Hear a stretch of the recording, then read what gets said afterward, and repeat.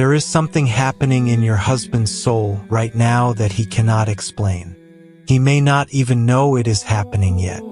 But it is happening quietly, persistently, in the part of him that no other woman can reach, the part that was formed before he met the woman he is with now, the part that remembers, even when the rest of him has forgotten, what it felt like to be the man he was created to be. There is a void forming there. Maybe it has already formed. Maybe it has been forming for weeks, quietly filling with a silence he cannot name, an emptiness he is trying to fill with the wrong thing, a hunger that the wrong woman is feeding in a way that satisfies for a moment and then leaves him more hollow than before. You cannot see it. He cannot see it. But Padre Pio, who spent 50 years reading the souls of men in his confessional, who saw things in the invisible that no ordinary human eye can see, Padre Pio saw this void in hundreds of men, in every man he ever met who had left his wife for someone else, who was living a divided life, who was trying to fill a God-shaped hole with a human-shaped substitution. He saw the void, and he said something about it that will change the way you understand your situation entirely. He said, "That void cannot be filled by any other woman. It was shaped by God for a specific purpose. It was shaped by the covenant. And only the woman of the covenant, only his wife, carries the exact shape that fits that void. The other woman can occupy space near it.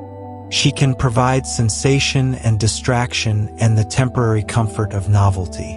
But she cannot fill it, because she was not shaped for it. And the longer a man tries to fill it with the wrong thing, the hungrier that void becomes. Until one day, and I have seen this in soul after soul, in man after man, one day the hunger becomes unbearable. And the man finally understands what he has been hungry for. And he turns around. He turns around. That is what Padre Pio said. Not might turn around. Not could turn around if certain conditions are met and the stars align and your prayers are perfect and you never make a mistake. He said it with the certainty of a man who had watched it happen so many times that it was no longer a hope but an observed pattern. He said, "He turns around." And today I am going to tell you everything Padre Pio taught about that moment, what creates it, what accelerates it, what delays it, and most importantly, what the wife must be doing in the spiritual realm between now and then so that when her husband turns around, there is a prayer that has already prepared the way, a grace that has already been moving in the invisible, a door that is already open for him to walk through. Because the turning is not enough by itself. The turning must be met. And the prayer I am going to give you today, Padre Pio's specific prayer for the void, is the prayer that prepares the meeting, that stands at the door and keeps the light on. But before I give you this prayer, before I give you anything, I need you to understand something about the void itself. Because most women who are in your situation understand the surface version of it. They know their husband is unhappy. They know something is wrong in him. They know the other woman is not actually making him happy. They can see it sometimes in the way he carries himself, in the flatness behind his eyes, even on the days when he seems to be fine. They know the substitution is not working. But what they do not know, what Padre Pio explained with a precision that left the women who heard it in stunned silence, is why the substitution cannot work. Not just emotionally, spiritually. And when you understand the spiritual reason the void cannot be filled by another woman, the prayer becomes something completely different. It becomes not a plea but a declaration. Not a begging but a proclamation of what is already true. And a prayer prayed as a declaration of what is already true is one of the most powerful prayers in the universe. Before we go there, I want us to do something together right now. Write in the comments the words, "He will turn around." Write it as a declaration, not as a question, not as a hope, as a statement of faith. Because Padre Pio said that the woman who holds this belief, who carries it in her soul as a certainty rather than a wish, becomes herself part of the spiritual force that makes it happen. The believing wife is not passive. She is a force. Write it. He will turn around. Or if you prefer, write his name, just the first name, and we will carry it together as a community of women who refuse to let their marriages die without a fight. Write it now, and then come back, because what I am about to explain about the nature of the void, the reason it cannot be filled by another woman, is something that I believe you need to hear today more than almost anything else I could say to you. Here is what Padre Pio taught about the void. He taught it slowly, carefully, as if each part of it needed to land before the next part could be understood. He taught it to a woman in the 1950s, a woman whose husband had left her for a younger woman, who had been gone for almost a year and a half, who had written to Padre Pio because she could not travel to San Giovanni Rotondo and needed his guidance by letter. And what he wrote back to her, preserved in the archives of his correspondence, witnessed and documented, is the foundation of everything I am going to tell you today. He wrote, "The soul of a man who has made a covenant before God is permanently marked by that covenant. The mark is invisible to human eyes but visible to the spiritual world. It is the mark of belonging, not belonging to the wife exactly but belonging to the covenant. And the covenant was made before God and carries God's authority. That mark is permanent, cannot be erased by betrayal, cannot be overwritten by another relationship. The man can ignore it. He can bury it under distraction and novelty and the story he tells himself about why he is happier now. But the mark remains, and the mark is restless. The mark is what makes the void." Read that again. The mark is what makes the void. The void is not a psychological phenomenon. It is not loneliness or midlife crisis or nostalgia. It is a spiritual reality, the restlessness of a soul that has been marked by a covenant it is trying to live outside of. And the reason no other woman can fill that void is not because she is less beautiful or less interesting or less anything. It is because she does not carry the covenant. The void was created by the covenant, and only the covenant can fill it. When Padre Pio explained this to the women who came to him, in person, in letters, through the priests he directed, he said almost all of them responded the same way. They said, "But Father, if the covenant mark is real, if the void is real, why does he not feel it? Why does he seem so comfortable where he is?" And Padre Pio had a very specific answer to this question. He said, "Because the enemy is a very skilled anesthetist. The first thing the enemy does when a man has left his covenant is administer anesthesia to the covenant mark. He fills the man's life with enough noise, enough sensation, enough new experience, enough, as they say, to keep him occupied, so that the void does not yet speak loudly enough to be heard over the noise. The anesthesia works for a while, sometimes for a long while, but it always wears off. Always, because the mark is stronger than the anesthesia. And when the anesthesia wears off, when the noise dies down and the novelty fades and the man is left alone with himself in a quiet moment, the void speaks. And it speaks in a language he has never heard before and yet recognizes immediately. The language of, and the women who heard it said it was the phrase that made them weep, not with grief, but with something that felt almost like certainty. Because they knew exactly what home meant. They were home. They had always been home. And their husband, however far away he was, however anesthetized, was going to hear that language again. And when he heard it, he would know where it was coming from. Now I need to tell you something about your role in all of this. Because some of you are listening to what I am just saying and feeling a complicated mixture of things. Hope, yes, but also resistance. Because there is a voice in you that says, "Why is it my job to keep the light on? He is the one who left. He is the one who chose this. Why am I the one who has to pray, who has to wait, who has to hold everything together while he is somewhere else doing whatever he wants. Where is the fairness in that? And I want to tell you, that voice is not the enemy speaking. That voice is a completely legitimate expression of human justice. And Padre Pio never told a single woman that her husband's behavior was acceptable, or that she deserved to be treated this way, or that her suffering was a fair exchange for his choices. He never said that, but he said something else that goes deeper than fairness. He said, "There are women in this world who have been given a specific spiritual calling. Not a calling they chose, a calling they were given at their wedding when the covenant was made. The calling is this, to be the human anchor of a covenant that God himself is invested in. To be the one who keeps the covenant alive in the physical world while God works to restore it in the spiritual world. That calling is not about fairness. Fairness is a human concept. This calling is about something larger than fairness. It is about participating in the redemptive work of God.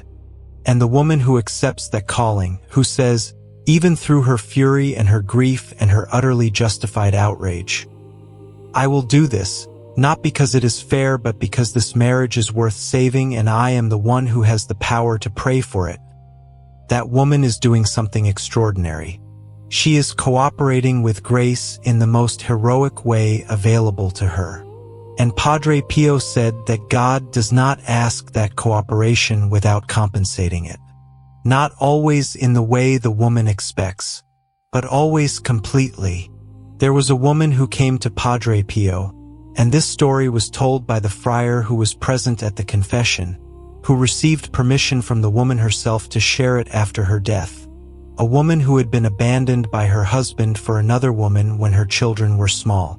The youngest was 3 years old. And this woman, who had every reason in the world to give up, to dissolve the marriage, to build a new life, to stop carrying a covenant that her husband had dropped in the middle of the road and walked away from. This woman knelt in Padre Pio's confessional and said, "Father, I want to keep praying. I do not want to give up. But everyone around me, my family, my friends, my own priest, everyone tells me I am wasting my time, that I need to move on, that I am making myself a victim. Am I wrong to keep praying?" And Padre Pio was quiet for a long moment. And then he said something that the friar who was present said he had never forgotten in 40 years of religious life. He said, "You are not wasting your time. You are investing in eternity. Every prayer you pray for this man is a stone laid in a building that cannot be destroyed. A building in the spiritual world that is being constructed around your marriage, prayer by prayer, stone by stone, whether you can see it or not.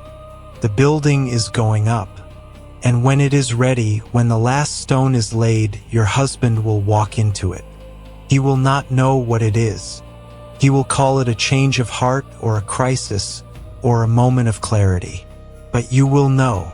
You will know that you built it, that you laid every stone, that every night you prayed instead of giving up, you placed another stone.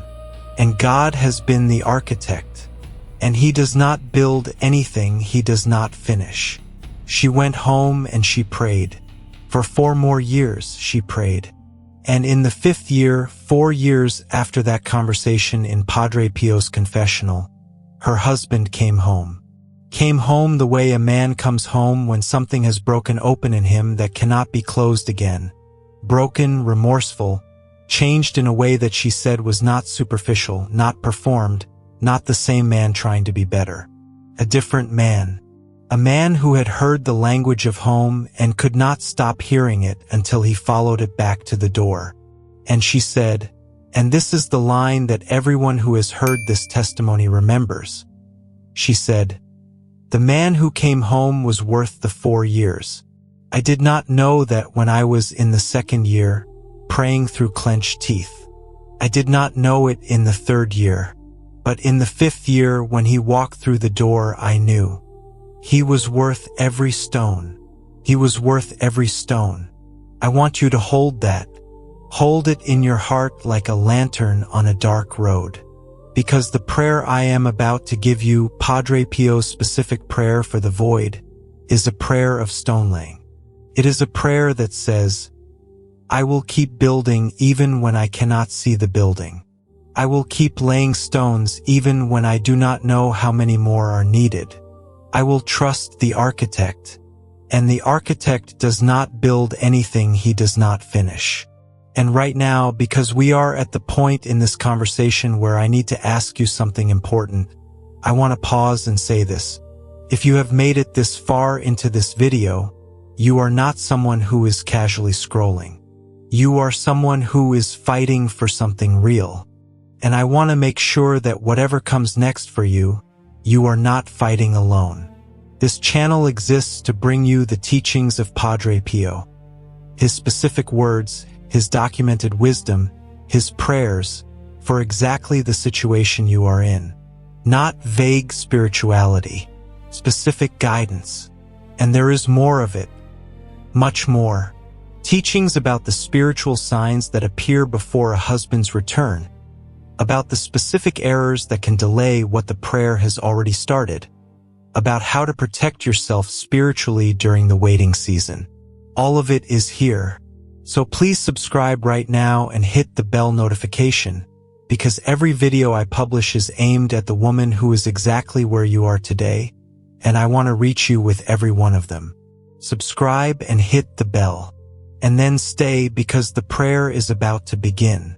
And it is unlike anything you have prayed before. Now, the prayer for the void. Padre Pio structured this prayer around what he called the 3 declarations of the covenant wife. Not petitions, not requests, declarations. Because he said this prayer is not the prayer of a woman begging God to fix something. It is the prayer of a woman who understands the spiritual authority that belongs to her as the wife of the covenant, who understands that she holds a position in the spiritual world that no other woman in her husband's life holds or can hold, and who prays from that position with full knowledge of what it means. He said, a woman who understands the covenant authority of her position prays differently. She does not pray as a suppliant. Please God, if it is your will, maybe, perhaps, if you have time. She prays as the covenant wife. Lord, this belongs to me. This marriage belongs to the covenant. This man belongs to the covenant he made before you. And I am declaring that now, before your throne, with the authority you gave me the day I made that covenant. That is the prayer that shakes things in the invisible. That is the prayer that speaks to the void and makes it speak back to the man who carries it. 3 declarations. That is the structure. Let us begin. The opening, prayed before each of the 3 declarations. Every time you pray this prayer, light a candle if you are able. Hold something that belongs to your marriage if you have it.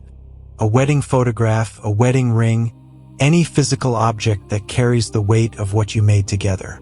And say this, Lord God, I come before you as the wife of the covenant, not as a perfect wife, not as a wife who has done everything right, as the wife, the woman who stood at that altar and made a vow before you that I have not broken.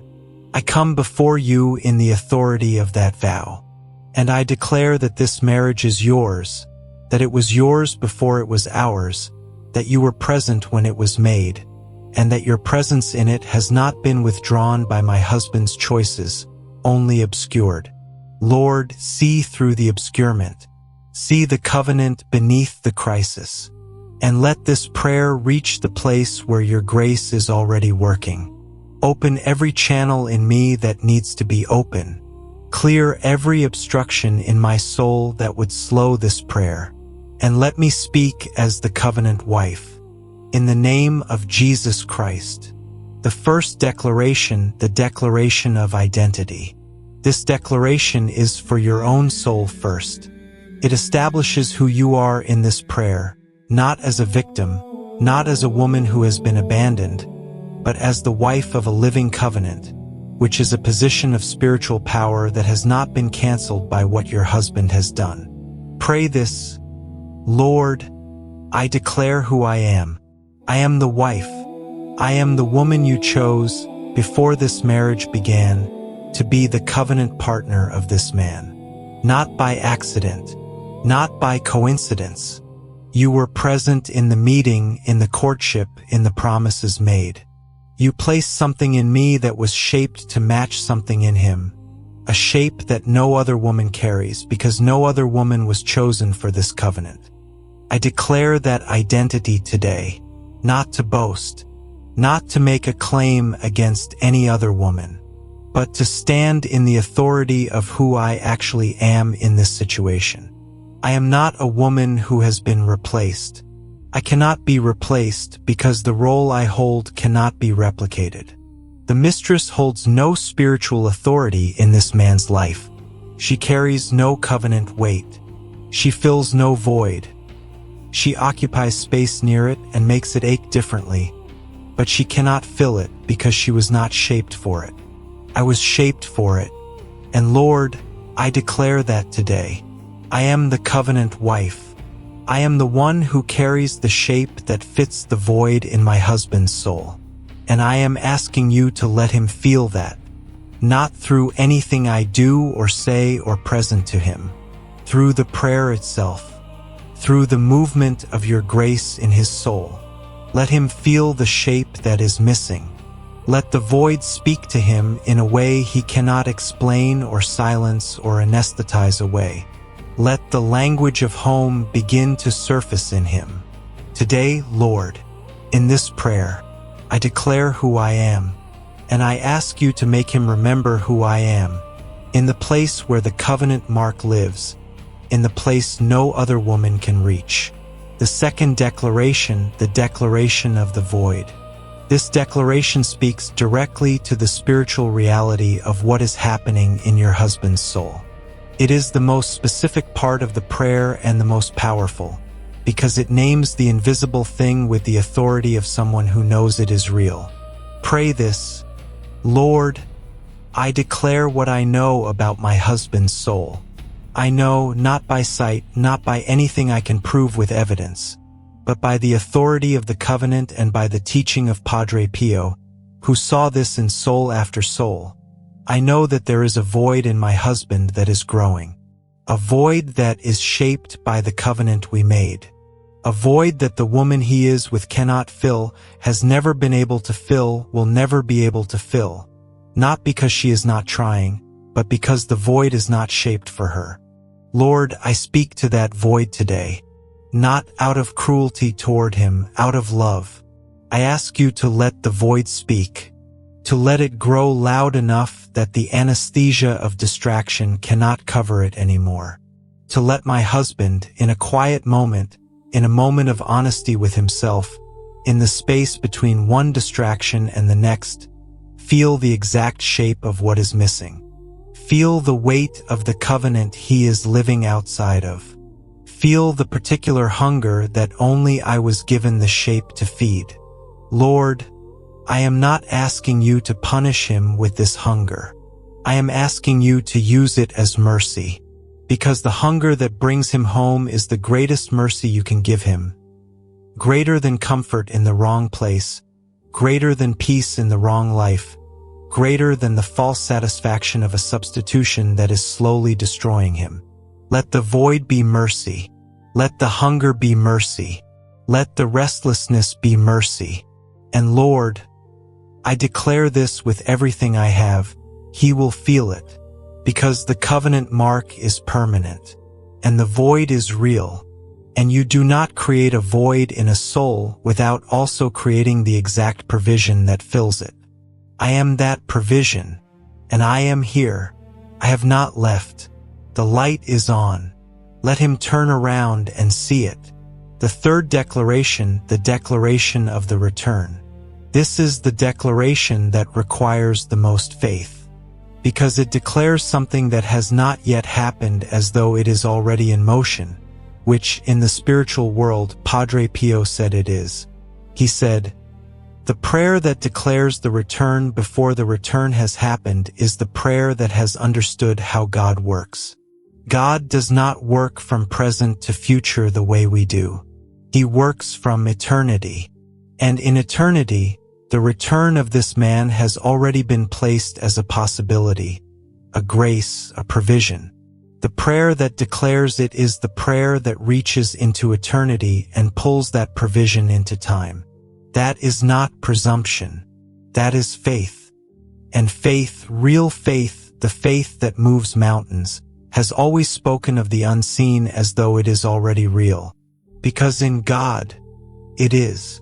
So declare this, Lord, I declare the return, not as a demand, not as an ultimatum, as a declaration of faith in what you are already doing in the invisible. My husband will turn around. I declare it not because I can see it, but because you are a God who does not abandon the covenant, who does not ignore the prayer of the covenant wife, who has been working in my husband's soul since before I began this prayer, working in the invisible, preparing the way, letting the void grow and the anesthesia wear thin and the language of home begin to surface. I declare that that work will complete, that the stone building will be finished, that on a day I cannot predict, in a moment I cannot arrange, in a way I cannot force, my husband will hear the language of home. He will feel the void speak. He will look at the life he has been living and he will know, with the sudden awful clarity that Padre Pio said always comes, he will know that it is not enough, that it has never been enough, that what he has been hungry for has been waiting for him, and he will turn around. Lord, I declare his return, not the return of a man unchanged. I do not want that man back, the man who left. I declare the return of the man you intended, healed, open, capable of the love the covenant was designed to produce. I declare that man. I call him forth by name. And Lord, you know his name better than I do. You knew it before I did. I call him forth. Come home. The void is showing you the way. The covenant is calling you. And I am here. I have been here. I am not going anywhere.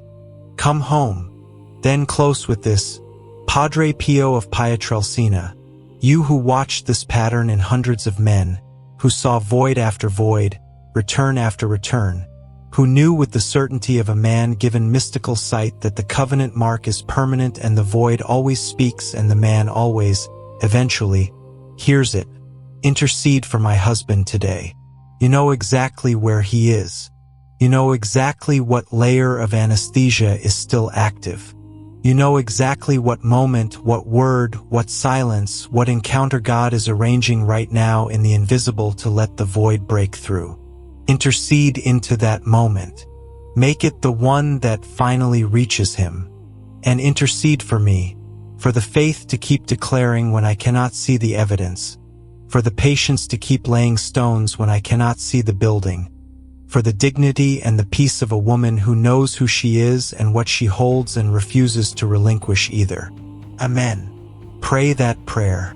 Pray it today. Pray it again tomorrow.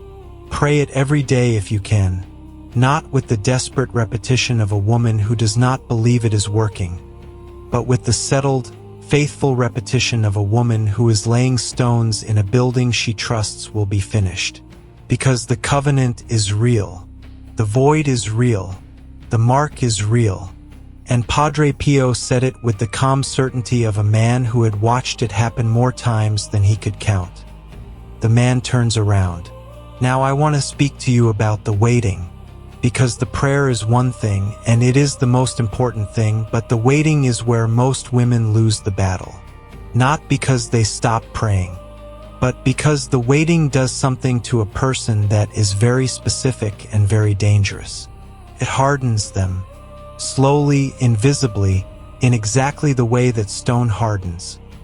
Not in a single moment, but day by day, layer by layer, until the softness that love requires is encased in something that love cannot penetrate anymore.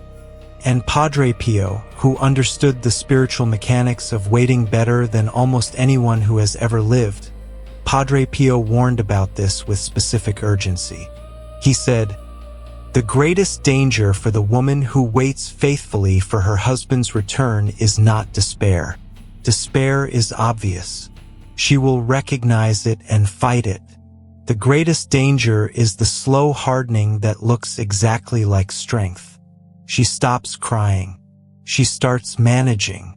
She builds a life that works without him, which is necessary for survival and which is not wrong, but she builds it with walls. And the walls that keep the pain out also keep the love in. Locked, frozen. And when the husband finally turns around and comes home, he comes home to a woman who has grown a shell around the place where he used to live. And he cannot get back in.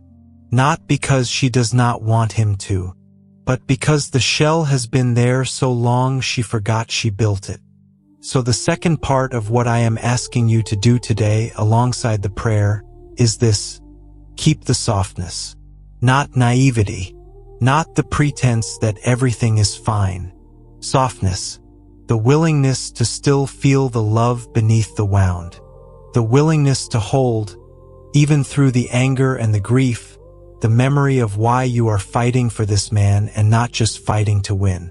The softness that leaves the door to your heart slightly open, enough that when he comes home, he can find his way back in. Padre Pio gave a very specific practice for maintaining that softness during the waiting. He told a woman who asked him about it, a woman who said she was afraid of becoming bitter, who could already feel the hardening beginning. He told her to do one thing every single day. He said, once a day, deliberately remember something good about your husband. Not the man he is right now in his worst choices. The man he was when he was who he was meant to be. A moment of kindness. A moment of laughter. A moment when you saw in him what you believed you were marrying. Remember it deliberately. Not to torture yourself with the contrast. To keep the love warm. To keep the part of you that loves him alive and breathing. So that when he comes home, there is someone there to receive him. Once a day. One memory. One deliberate act of keeping the love warm. That practice, combined with the prayer, is the spiritual maintenance of the waiting season. The prayer builds the building. The daily memory keeps the door open.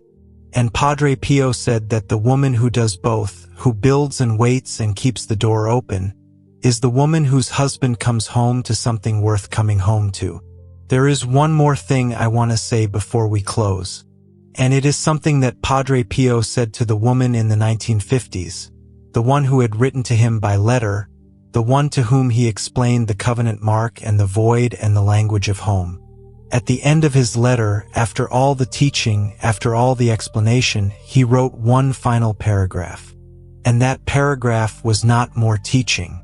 It was something different. He wrote, I want to tell you something that is not about theology or spiritual mechanics or prayer technique. It is about you. You are not less because he left.